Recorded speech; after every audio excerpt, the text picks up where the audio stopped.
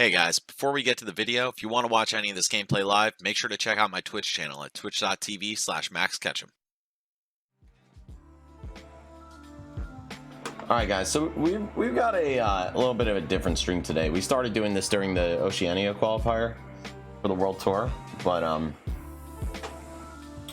I would like to continue elaborating on it because I think it's a pretty interesting subject. I think it's something that a lot of people get, but haven't really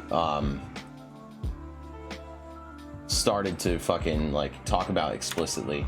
And I think this is super important to forming a proper tier list and understanding the difference between results and what's actually good in the game. Before I begin, I want to just elaborate on what exactly it is that we're doing here. So basically, I have here a data sheet made, I believe Phoenix made this one. Might be Barnard's Loops list, but I think it's Phoenix's. So shout outs to Phoenix for even accidentally providing me with content. And what we're doing is we're looking at the characters that have the most tournament results. All right, so basically what we have here is a list of, all the characters that all the characters in the game based on results. Okay, and it's weighted by the gravity of the tournament. Yeah, Martha's not bad, people just don't use them. Exactly. And that's gonna be explained and covered in this list. So this is all the characters by results, and you can see it somewhat resembles a tier list. Characters like Jigglypuff, Little Mac, Ganondorf, they're at the bottom, right? And characters like Wolf, Snake, Palutena, Joker, they're very high up, which you would expect. But what plays into this is how many people are playing the character, how good are the people that play the character, right? How good is the player base, etc. And it's gonna explain shit like why Pikachu, despite being a fucking super top tier character, pretty much universally agreed upon, sits here at 29th in results. Or someone like, let's say, Captain Falcon, who's I guess that's just due to fucking him really getting good during COVID. But I think this is offline only as well. Let me just see this. Yeah, this is all offline events from what I can tell. So obviously some things that have changed during the patches, the patches that included Min, Steve, Sephiroth, and Pyra and Mithra have been or they're not going to be where you think they are. Falcon, obviously he's much better now, but he was much worse back when all this data was made. So anyway, the main dichotomy, that we're going to be exploring here is the characters' strength on paper, how good they actually are in terms of frame data, in terms of theory, all that stuff. Their maximum output if you were a lab rat and just went and perfected everything and went to a tournament and played frame perfectly, or if a task bot was playing something like a Neuralis, which obviously isn't quite task level but is still quite smart and high level, versus ability to win. So that's your character's X factor, the ability to make a comeback or close out a match, you know what I'm saying, just being clutch. How easily can they take a stock? How sturdy is this character? If they're paper thin, they're their ability to win is low. If they don't have good straight hits and they rely on kind of difficult setups, their ability to win is not boosted by that, you know what I'm saying? And it's got to be on decently safe and fast shit, right? How good are they in the heat of the moment against another human being in a tournament setting with pressure on the line? You know what I'm saying? All the factors that encompass their ability to get results. And as you see, characters like Rob and Wolf and Snake and Palutena, these are characters that we know are strong. Obviously, being strong on paper 100% matters for your ability to win, right? It's not some character who's just say DK, right, who can kill you off nothing and lives forever, etc. He's still a bad character at the end of the day, so he's not going to end up high on a results list like this. He's also not played very much. But this ability to win also contributes to popularity of the character. So let me elaborate further on that note. Right now, I'm just gonna basically go down the list. I've already done this a little bit, and I'm gonna like shift the characters over horizontally into the tier that I believe their ability to win represents, or you know, like where they fit best by that metric solely. And then after that, we're gonna go do like an on paper strength thing, which is gonna be much quicker, because like it's kind of like obvious shit. Like Pikachu, obviously very strong on paper, right?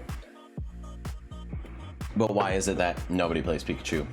Why is it that, you know, he's fucking 29th in results? Okay, so Rob being number 1 here is super fucking interesting, right? It makes sense that Rob is super high on here because 1, there's a lot of good Rob players. 2, he's a heavy character. 3, he's fucking like strong, you know, he has high knockback, up smash, back air, good setups that kill. Side B is like a good cheese factor, you know what I'm saying? There's like Zachary, there's 8-Bit Man, there's fucking Grayson. Can't even like name all the players offhand just because it's gonna take me forever to like remember exactly all of them. But yeah, it makes sense that Rob's a popular pick, even though I would say, you know, Rob's like on a good day, you know, you could say he's like a top 15, top 20 character on paper, but like, how often are you actually avoiding that nair on the way down from the sky? You know what I'm saying? Like, yeah, you could parry it. It's very easy. I actually kind of think Rob is like super overrated because of things like that. But in the heat of a match, are you going to go for that parry, or are you just going to hold shield like a bitch? His ability to win just character results? No, definitely not. And you're going to see some characters that deviate from that. Like Fox, he's like top 10 in results, but I think he's got like a mid-tier ability to win. The results are over here. So we're explaining how the results factor into this ability to win stat. You know what I'm saying? So it's very different, or it's not exactly the same, but they play into each other. All right, Wolf, this character, I'm actually surprised he's not number 1, because he's easy to play, he's very basic. Yo, what's good, Trevor? To say that DDD sucks, is that why you're here? I mean, I agree, DDD sucks. Definitely facts.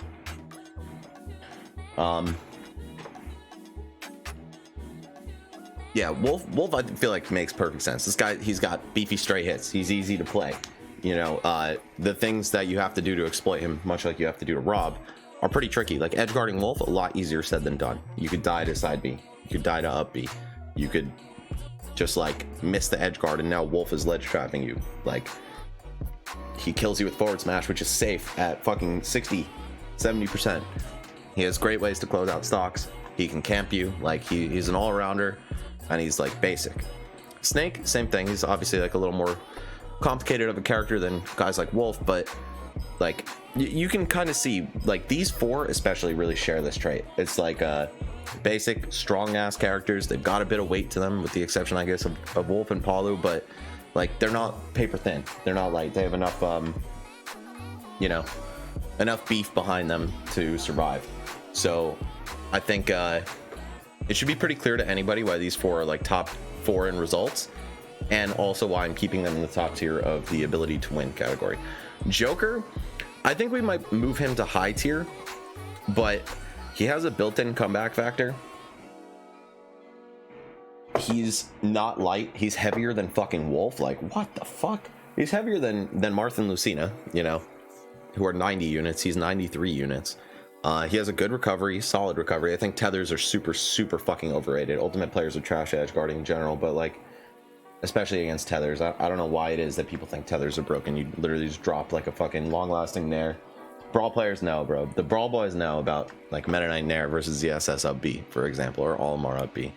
You just have to be fearless. Just drop off the ledge, like ledge hang, drop off ledge nair, with almost like Fox can edge guard Joker with that. You know what I'm saying? Fox can edge guard fucking Byleth and Min and shit with that. You have to set it up. You have to know the conditions under which it's going to work, but it's definitely doable and much more possible than people give it credit for. Wario though, Wario is like S+++ tier in ability to win, or at least he was before the patch, because waft, weight, a lot of random kill moves, shit like that. But I think on paper, Wario's not great. You know what I'm saying? Like, he doesn't have amazing frame data. He doesn't have a lot of range. Like his actual attributes as a character are somewhat lackluster.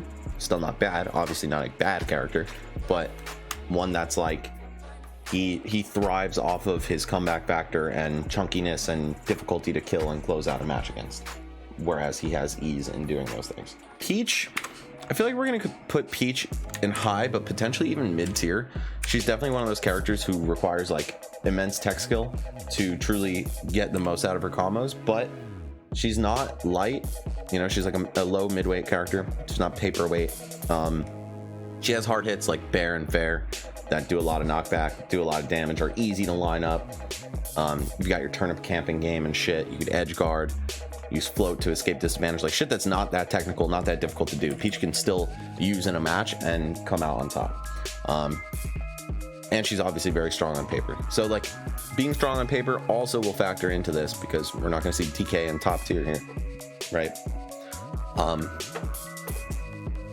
right, Zero Suit Samus, I think she actually definitely belongs here in the top tier. Like, yeah, you can exploit her down B vulnerability, but it's a lot harder to actually pull it off than just to theorize about it.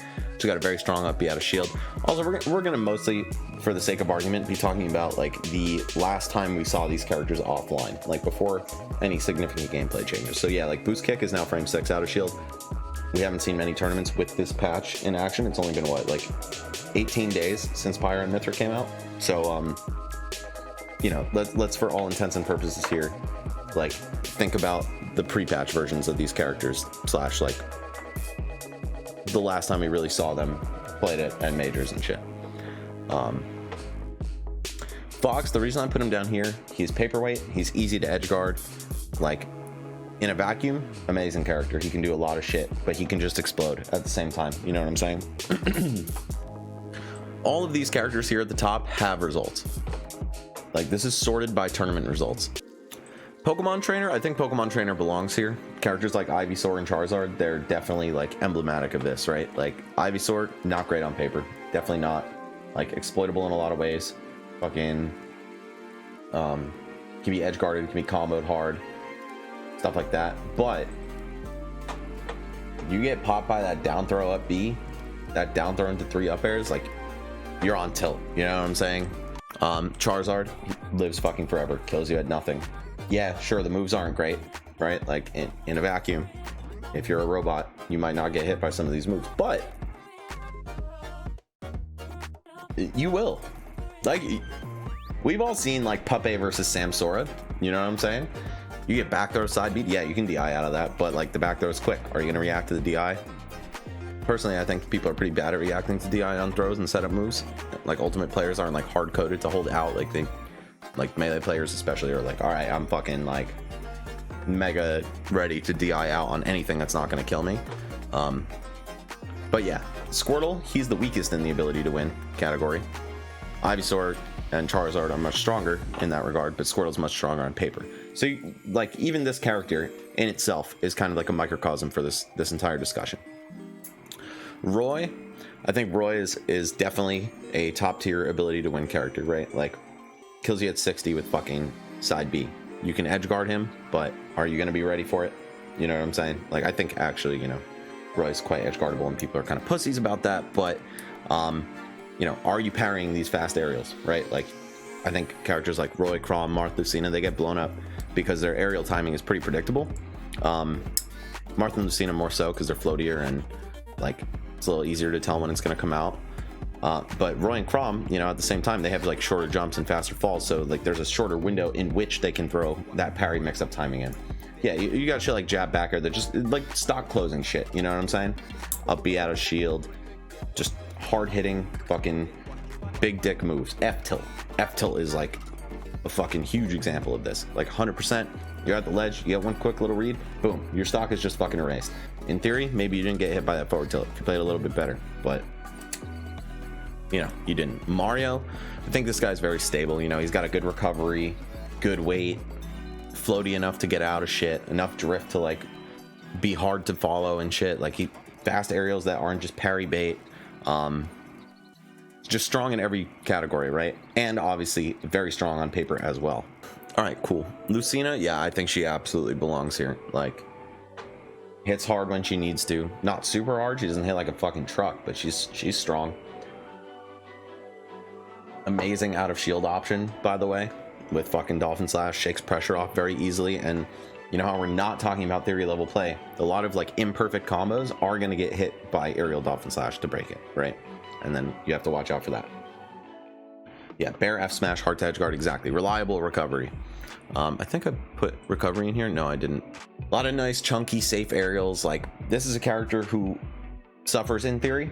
Like, you know, we all saw, I feel like Lade really like made people immediately start doubting Lucina when he was like, oh, she's so floaty. It's like, she's not actually that floaty. She's like a mid fall speed character, but she's predictable because she's gonna jump. Like, that's what she does, is she jumps in with aerials and shit. But she has a great ground game as well. But yeah, like in theory, against like a robot that's coded to have like a certain threshold for reaction time that's like a little bit better than humans or whatever. So Inkling, obviously, like, I think Inkling in theory is like a super fucking amazing character, right? Like, up throw, up air works on every single character, all of them across the cast. And like, I think Toon Link is the only one with like a criminally small window.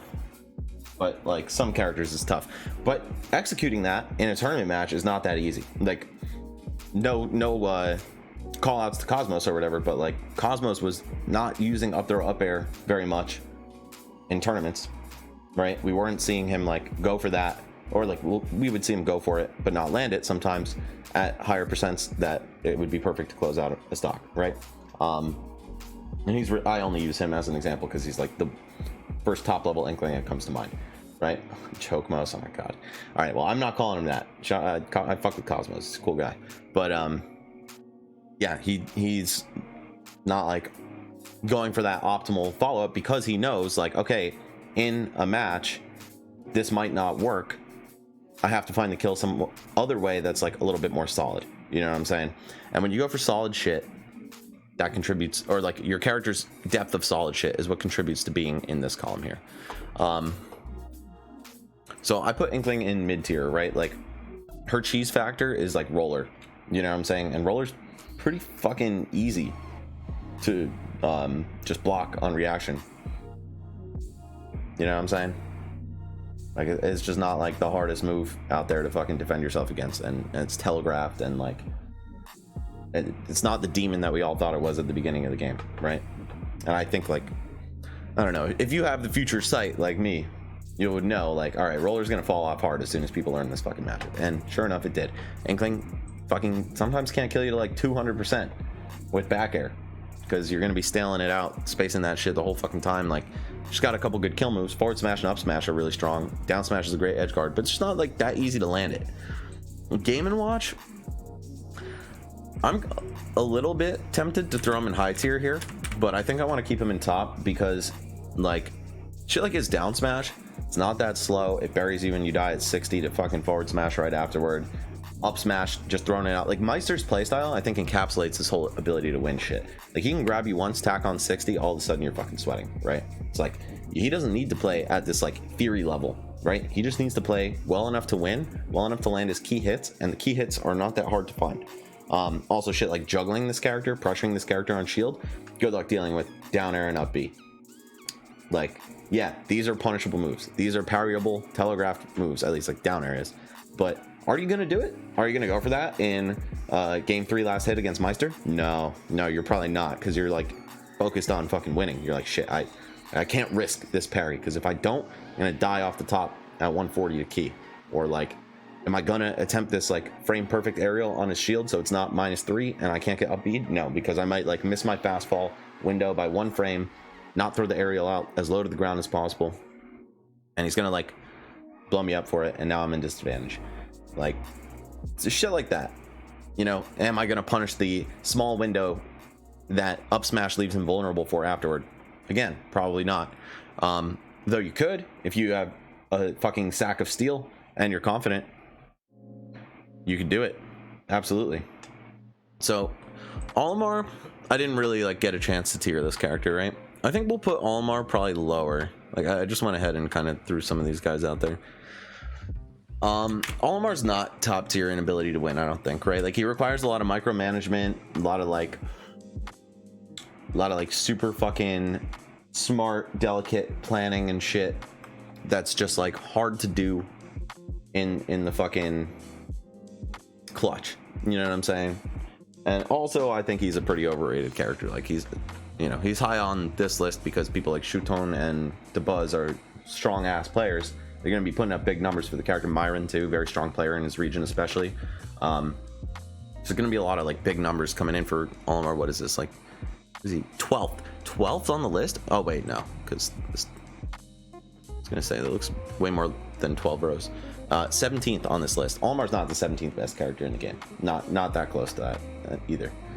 Shuton won Evo Japan. Yeah, exactly. So that's gonna like inflate his standing in the results, right? So I think we put Olimar somewhere probably like mid, but I would be tempted to put him in the high tier category for this because he fucking hits like a truck with an out of shield move. You know what I'm saying? There's obviously the purple X factor, the frustration factor that this character has. He does a lot of mental damage as he's racking up percent on you. But I think overall he's pretty frail and light, and his recovery is exploitable. But it does go very far. And like if you're kind of a pussy about edge guarding him, you can't get all that much done if he has no Pikmin and he's zipping around all quick and shit. So I'm tempted to put Olimar in the mid tier of this metric, but he might be a candidate for high. Either way, Chrom. Okay, Chrom, obviously he has all the strengths of Roy and then some in terms of like the reach that he's able to cover, like his forward tilt 2 frames and reaches below the ledge and fucking shit like that. But he is very exploitable off the stage. Like you can like low risk edge guard this character and either just pop him on the way up. Like Dre is, I think, the best person in the world I've ever seen. Dre and Jack are fucking incredible at it because they have a lot of hands-on experience versus Chroms. They both played James Rivers a whole bunch at the beginning of the game. And you know, just very quickly internalize like, oh, I can just pop Chrom like the entire way that he's coming up to grab his sword because he has no hitbox. Bet. And then you can do like the classic Ike edgeguard where you just go on top of Aether and spike him. Do the same thing for Chrom's up B. Soaring Slash is the name, by the way. So I think Chrom like explodes a little bit more than Roy. He also has less of that explosive factor because obviously like you don't have the sweet spots to land, but you don't have to worry about sweet spots. All your moves are going to be really fucking strong. So I'm very torn on where to put Chrom. Like he has a lot of top tier attributes in this realm and also a lot of like lower tier attributes. Well, not a lot, but a couple that like really hurt him. So you know, we'll go ahead and put Chrom lower. I think this is kind of what contributes to the, in my opinion, misconception that Chrom is like noticeably worse than Roy. A lot of people have started to tier him quite a bit underneath Roy. And I think that's because, you know, Roy is overall probably the more solid pick. Like just because you're not going to die off stage so early. But when you hit that fucking back air and it's a sour spot in the clutch as Roy, you're like, fuck. And you might not be able to win the match off it. You know, like that one exchange where you don't kill them could be fatal, whereas Chroms would be strong enough to do it anyway. But I think Roy's sour spot is not so like huge of a deal that it would really drag him down a tier. I think Chrom certainly fucking still very strong in this category, but Roy just a little bit edges him out. Ken, I think just like, you know, not exactly the most technical character, but he is technical. Like you have to be on point with your inputs. You're kind of like battling against Ultimate to not get input specials by accident when you're just trying to like drift and use your normals, unless you're C-sticking everything, which you probably should be. But shit like Nair, you know, you can't C-stick your Nair in this game, so you have no way around it sometimes. And like, you know, the way that Ultimate fucking makes you deal with the input system is crazy. That said, Ken can also clutch a match out at fucking 65 off like one focus crumple or one like landing fair up air Shoryu, or just one tilt, one over and over again, you know, into the fucking strong kill moves. So I feel like Ken is at worst high tier in this category, but he's not registering as a top tier for me in this. Pac-Man, honestly, I feel like maybe I made a mistake by moving him down. He's one of those characters that feels like a little bit weaker in theory, but is super fucking solid in the actual game. You know what I'm saying? Like Hydrant, very hard to fucking juggle against that unless you super know the matchup and your head is super on straight the whole time and your composure is good and all that. Like you're gonna get got by Hydrant a couple times. He's gonna get out of jail free. Neutral air out of shield, up B out of shield, even though it got nerfed from Smash 4, still a really fucking good move. I think zoners definitely fall like a little bit higher on the ability to win metric. just because they're fucking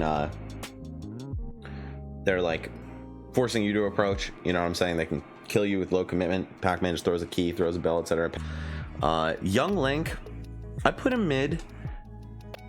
Realistically, he'd go like somewhere between these two tiers, but I don't have more than 5 because 5's already a lot of tiers. I think I'm comfortable putting Young Link in the mid tier here. Yoshi, I put him high because like even though you can exploit a lot of shit that he does, like there's a reason he's what, top 25 in results. Yeah, 22nd in results, despite, in my opinion, not being a very impressive character overall. He's like chunky, you know, he's heavy. It's hard to edge guard unless you know what you're looking for. He's got a lot of drift. He can, you know, use some trixies to fucking get out of bad situations. There's shit you gotta respect, like Nair, like even scrubby down Bs. Like you gotta watch out for that. And it's not technically good, but it will blow you up if you're like even a little bit off. Shulk, I think Shulk does belong in the top tier here. Although he's one of those characters that I would say is like, you know, he's stronger on paper than in terms of results. Like he's 23rd on the fucking list. Like holy shit, you know, what the fuck? Yeah, when you're off stage, Shulk pops smash. When you're comboing him, he pops shield, or when he's about to die, he pops shield, like etc. When you're about to edge guard him, he pops jump. Like Shulk can just make it happen, and like he's got that cheese factor for fucking sure. Shulk is definitely like at the top in this category for sure, right? Like 23rd in results. How? Right? Oh, well, he's a tough character to play. He's not very popular, right? This, I think, his lack of popularity is less about his ability to win and more about his technical ceiling, though. And just like, you know, like perfect Shulk with fucking in a vacuum task level fucking Monado switches and shit. He's a demon. He's a fucking demon. You don't want to fight that. You know what I'm saying?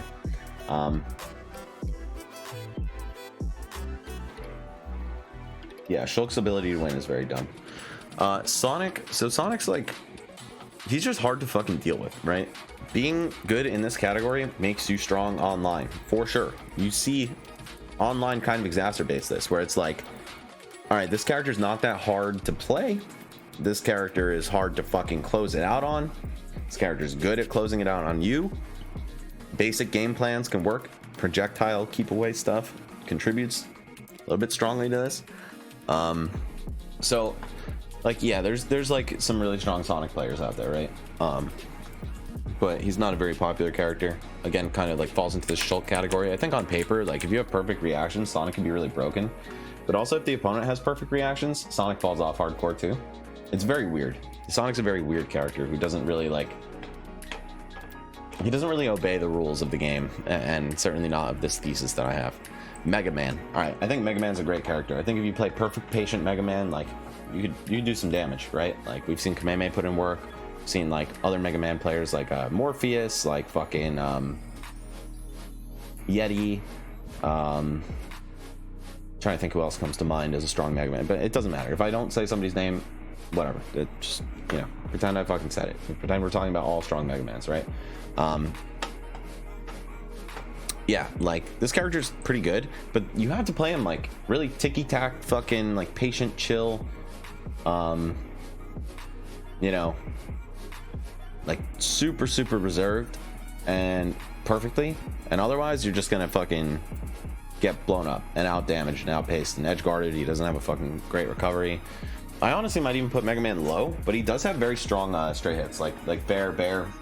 He's got up tilt, obviously, if you manage to land that. His smashes are fucking strong. Like F smash is kind of a brain dead ledge trap. Yeah, so I think I'm okay with Mega Man in mid, but I think he's the first character, like now that we're getting down to 25, we're like finishing out the top third of the cast here. He's like the first candidate for low tier that I'm really seeing in this category. Olimar maybe also a category for low, but I think he's also potentially a category for high. Inkling, I mean, like on a terrible day could be low tier, but I think just Inkling still maintains some strength in this category. Ness, I'm leaving Ness in top tier. Absolutely fucking leaving Ness right here. This character, like, you know, he can just cheese edge guard to the air dodge to the fucking stage, and it's hard to edge guard that. In theory, you should be hitting it. You should be hitting the air dodge edge guard, but it's hard. There's like a small window of fucking time. Yeah, huge aerials, exactly. He's got like every single one of his aerials kills, Every single one of his smashes kills ridiculously early. He's got like a piss easy edge guard that works on almost the whole cast with down smash and up smash. And it's just like easy to clutch. And you see Nest doing well on Wi-Fi, right? I think that kind of backs it up. It's like, yeah, like you don't really have to play like a surgeon to be incredible at this character, but he does have a pretty good ceiling as well, like a lot of side magnet tricks and like optimization. There's room for optimization with him, but he's definitely a clutch factor. Yeah, a kill throws are huge for this, because like if you think about it, grab and aerials, but especially grab, it's like the default out of shield option that a lot of people look for, right? If they're not looking to be too creative or fucking fancy out of shield, that's what they're gonna go for. So and also particularly the fact that it's back throw makes it a strong reversal, right? Yeah, he definitely, and he does have straight hits into kill confirms. Yeah, drag down up air, drag down fair, which doesn't really work, but like it can work given the proper conditions, and also like your opponent fucking up. Just straight up hitting with all of those aerials are very strong. Like fair, you have to be a little deep off stage, but back air crushes your life. Up air strong as shit. Down air is one of the strongest spikes again. It got super neutered in Smash 4. It was the like second strongest spike behind Ganon's in Brawl, maybe even the strongest actually. They super neutered it and then they buffed it again in Ultimate in a patch. Actually, I'm pretty sure it wasn't even like base Ultimate like 1.0. Pretty sure they patched Nest to get a lot of strength back on down air. Yeah, so Nest belongs in top tier 100%. Shit like PK Fire, that should not work. Like that's a move that you should be able to DI out of every time, but you're not going to. You know what I'm saying? Like in the heat of the moment, you're playing best Nest game 5 in bracket. Like, are you gonna DI to that PK Fire and avoid the follow-up? Maybe not. Is he gonna read your option out of it too? Like very realistic? Yeah, probably. But yeah, Lucina up B is a necessary evil. Exactly. Yes. Exactly. All right, Pichu. I don't know. Pichu's a complicated case, right? Because he can absolutely melt your fucking stock, and he's also the lightest character in the game and damages himself and all this terrible shit. So, like, I want to put, like, people were saying in the chat last time, like, oh, Pikachu has to be higher on this list than Pikachu, like a tier above him. And I'm like, yeah, I kind of agree, but maybe not, because Pikachu is also a lot sturdier than Pichu. Like, even though Pikachu is still light, he's not paper, you know what I'm saying? Pichu's weight I believe is 55. I think Pikachu's is 77 or 79, something like that. I mean, it doesn't honestly matter. I could go look it up right now, but like it's like low. It's low, but it's not, it's considerably higher than Pichu. And he has no hitbox on his up B, which is fucked. He has no fucking range either, right? Like he can't just like bully you, right? Lucina, like think about Lucina Fairs. That's like a good bullying move, right? Lucina Fair and back air, like you can oppress people with that. Palutena back air, right? That's a move that's like fast enough, strong enough, big enough that it just gets the fucking job done. And like you can almost one button Andy that shit, and like it's hard to deal with. You have to play very well to get around it. So I kind of want to put Pichu in the mid tier, but he might be a candidate for high. It's tough. It's a tough call because his ability to evaporate you is immense, and he can edge guard you. He can F smash you. I don't know. This one I'll have to revisit. Cloud, immensely high ability to win. Like there's a reason this guy has risen to incredible popularity online, incredible results online. And I'm not just saying Spargo's a fucking Wi-Fi Andy who fucking cheeses you out or whatever, but shit like dash attack, shit like fucking spamming bear, shit like limit, you know, Cloud's got a lot of ways to fucking close the door on you that are not that hard to line up, right? He can be edge guarded, but it's a little more precise than you'd think. He got that one buff where his recovery is a little easier to snap with, or rather now it's actually possible to snap with it. Yeah, exactly. He's just a fucking annoying guy. He has high ass damage output. I'm gonna put that in here too. High damage output.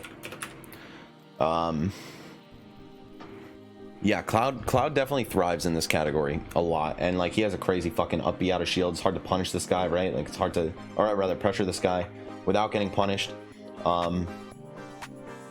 yeah, like he's definitely strong in this category. I think it requires little explanation to sell you guys on that. So now Pikachu, I think, you know, obviously this is going to be potentially controversial because he's like one of the characters that kind of spawned this discussion, right? I would say like he lies between high and mid tier, but I think he's more high tier. Like he has great edge guards. He does have those beefy hits, forward smash. You know, he's hard to pin down himself. It's just hard to hit this guy. He's fucking tiny and annoying and fast and shit. And like I would say that if I had to order within the tiers, like Joker is higher than Pikachu in this category. There's no question about it. And like again, that's why you see this huge disparity in results. 5th versus 29th. And like again, results are driven by popularity, right? So I'd say Joker is certainly a cut above Pikachu in this category. So it feels weird to put them in the same tier, but it also feels weird to put Pikachu down with characters like this who can really just like explode or have to be extremely precise. Pikachu definitely requires a high level of precision to get optimal output out of him. A lot of technical shit, again, to be very optimal. Even stuff like just nair drag down up tilts or regrabs or whatever, like it's hard. Like it's hard to actually do that consistently in a match. And again, that's why you don't see a lot of these a lot of people playing characters like this. Sam actually just made a video, I think it was yesterday, like why does nobody play Pikachu? I haven't watched it, but I'm assuming it's like it's gonna talk about shit like this, where like you could just pick a dumb big button small brain unga boonga easier character and get away with it and do better than you would like as a day one Pikachu or some shit, right? So like Pikachu is like definitely the lower end of high tier in this category, and Joker would be like the top. And I'll put Joker as a question mark here because like I think Arsene's strength as a comeback factor cannot be ignored. Absolutely cannot be ignored. Like Joker definitely requires a little bit of finesse, not as much as Pikachu, not as little as, you know, Wolf, Palutena. I think Joker's definitely a candidate for high tier. Pikachu's definitely a candidate for mid tier. But I think putting them both in high is at least currently the move. Although, you know, this I feel like is just too like rogue and controversial, and I totally understand. I totally understand it. But you do have to consider paper thin, not so beefy hits, and fucking